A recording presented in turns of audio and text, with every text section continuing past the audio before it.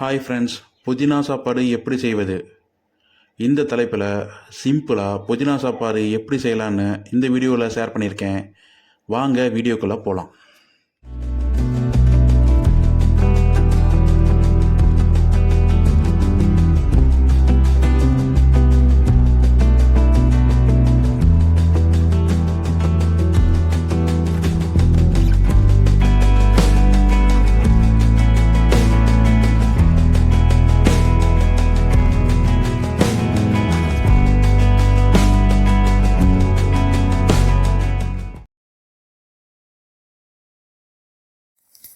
வணக்கம் friends, video இன்ட்ரோலே பார்த்துருப்பீங்க. புதினா சாப்பாடு செய்வது எப்படி.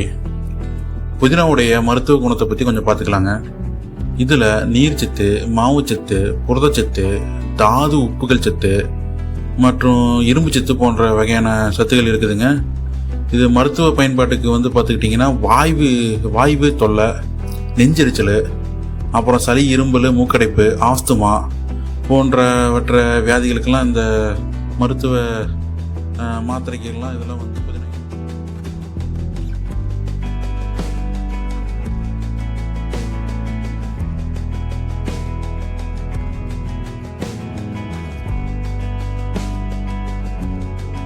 புதினாவோட கொத்தமல்லி எடுத்துக்கலாங்க. சாப்பாடு ரொம்ப சுவையாக வரும்.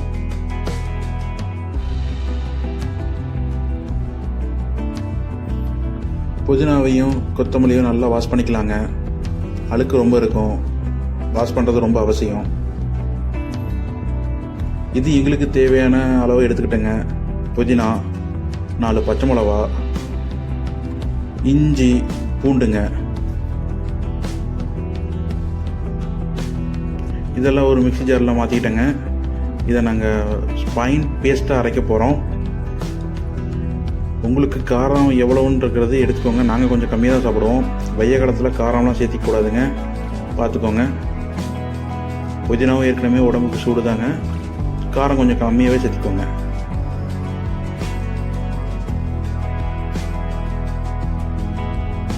அரைச்சாச்சிங்க, ஃபைன் பேஸ்ட்டாக அரைச்சாச்சு.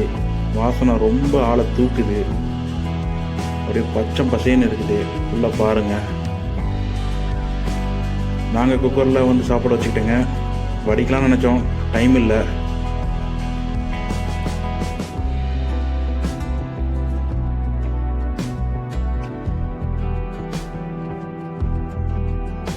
விசில் சத்தம் பாருங்கள் எப்படி அடிக்குது. ஒரு கடாயில் நாங்கள் எண்ணெய் ஊற்றிக்கிட்டோம்.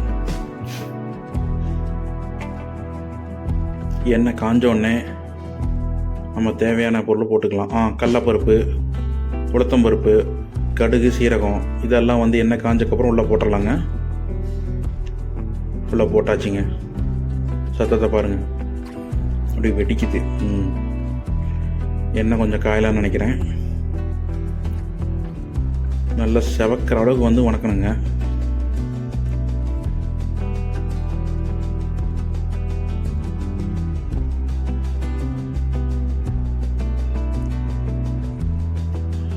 இந்த கொத்தமல்லி சாதத்தில் முந்திரி ஆட் பண்ணால் ரொம்ப சுவையாக இருக்கும். ஆனால் நாங்கள் இன்றைக்கி முந்திரி ஆட் பண்ணல. அதுக்கு பதிலாக கடலக்கொட்டை ஆட் பண்ணிக்கிட்டேன். நீங்கள் கடலக்கொட்டை ஆட் பண்ணிக்கலாம், முந்திரி ஆட் பண்ணிக்கலாம். ரெண்டுமே பார்த்துட்டிங்கன்னா சுவையை தூக்கும். சாப்பாட்டுக்கு முக்கியமான விஷயமே இந்த கடலக்கொட்டையும் முந்திரியும் தாங்க. நாங்கள் முந்திரி இன்றைக்கி ஆட் பண்ணல, கடலக்கொட்டையை மட்டும் ஆட் பண்ணிக்கிட்டோம். சேலம் பக்கமெல்லாம் கடலக்கொட்டைன்னு தான் சொல்லுவாங்க. இதுக்கு பேர் கடலை நீங்கள் ஆட் பண்ணிக்கோங்க.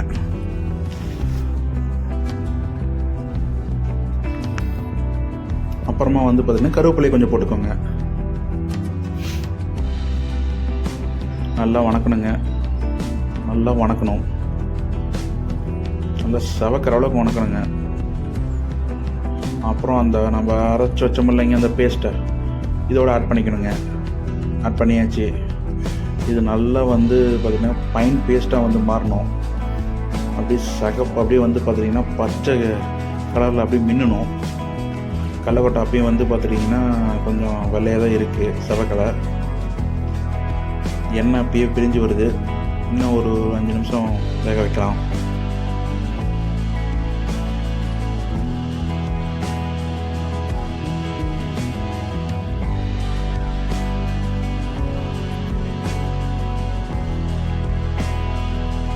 நல்லா வெந்துருச்சுங்க பாருங்கள். இப்போ நாங்கள் எங்களுக்கு தேவையான அளவு உப்பு நாங்கள் சேர்த்திக்கிட்டோம். இது 3 பேர்த்துக்கு உண்டான சாப்பாட்டுக்குங்க. நீங்கள் எத்தனை பேருக்கு சமைக்கணும்னா அதுக்கு தகுந்த மாதிரி உப்பு, கொத்தமல்லி, அப்புறம் புதினாலாம் நீங்கள் எடுத்துக்கோங்க.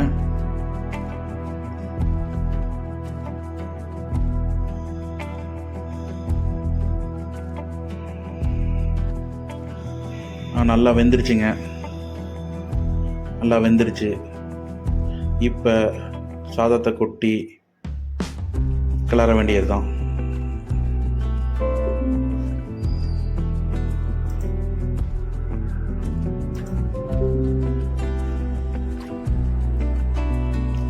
என்றைக்குமே வடித்த சோறை போட்டால் தாங்க சாப்பாடு இது ருசியாக இருக்கும்.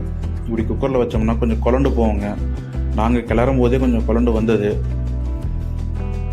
அரிசி நல்லா குழண்டுச்சு. நீங்கள் சமைக்கும்போது வடித்து சாப்பாடை நல்லா கிளறுங்க. கண்டிப்பாக நல்லாயிருக்கும்.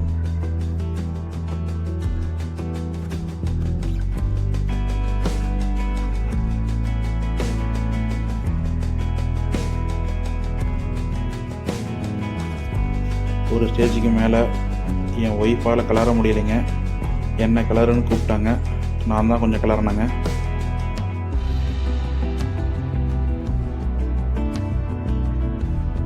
எண்ணெய் பத்தலைன்னா அப்போ கொஞ்சம் கொஞ்சமாக ஆட் பண்ணிக்கோங்க.